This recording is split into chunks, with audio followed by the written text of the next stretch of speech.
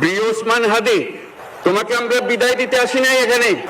তুমি আমাদের বুকের ভেতরে আছো এবং চিরদিন বাংলাদেশ যতদিন আছে তুমি সকল বাংলাদেশির বুকের মধ্যে থাকবে। এটা কেউ সরাতে পারবে না। আমরা আজকে তোমাকে প্রিয় হাদি বিদায় দিতে আসিনি। আমরা তোমার কাছে আমরা ওয়াদা করতে এসেছি। তুমি যা বলে গেছো সেটা যেন আমরা পূরণ করতে পারি, সেই ওয়াদা করার জন্য আমরা একত্র হয়েছি। সেই ওয়াদা শুধু আমরা নয়, পুরুষানুক্রমে বাংলাদেশের সব মানুষ পূরণ করবে। সেই ওয়াদা করার জন্যই আমরা তোমার কাছে আজকে এসেছি, সবাই মিলে যে যেখানে আছি। আমরা তোমার যে মানব প্রেম, তোমার যে ভঙ্গি, মানুষের সঙ্গে উঠা বসা, তোমার যে রাজনৈতিক দৃষ্টিভঙ্গি, সবাই প্রশংসা করছে। সেটা আমরা মনে প্রাণে গ্রহণ করছি, যে এটা যেন আমাদের মনে সব সময় জাগ্রত থাকে, আমরা সেটা অনুসরণ করতে পারি। তুমি আমাদেরকে এমন এক মন্ত্র কানে দিয়ে গেছো, সেই মন্ত্র বাংলাদেশের কেউ কোনোদিন ভুলতে পারবে না এবং এই মন্ত্র চিরদিন আমাদের কানে বাঁচতে থাকবে। সেই মন্ত্র বাংলাদেশের বড় মন্ত্র হয়ে আমাদের জাতির সঙ্গে সংযুক্ত থাকবে। তোমার মন্ত্র ছিল চলো বলো বীর চির উন্নত মমশির।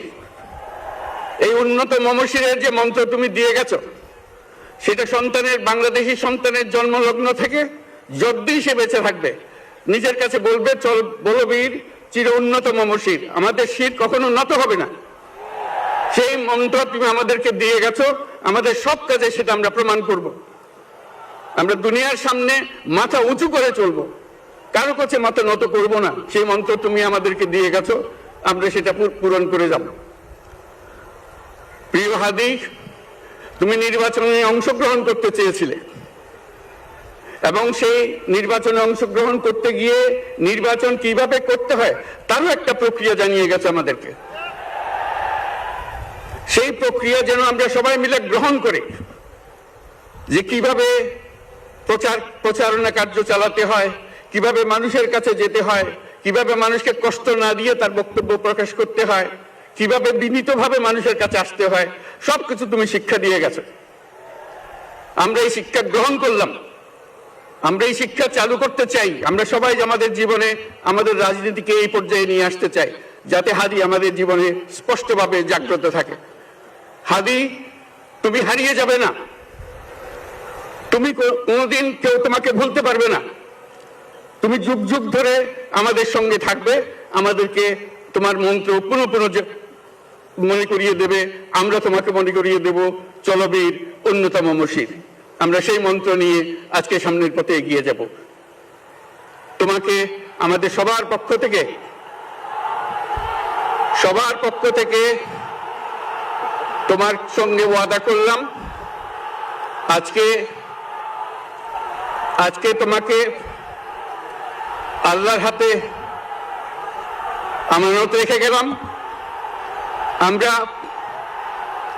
আমরা সব সময় তোমার কথা স্মরণ রেখে জাতির অগ্রগতির পথে চলতে থাকব। ধন্যবাদ সবাইকে।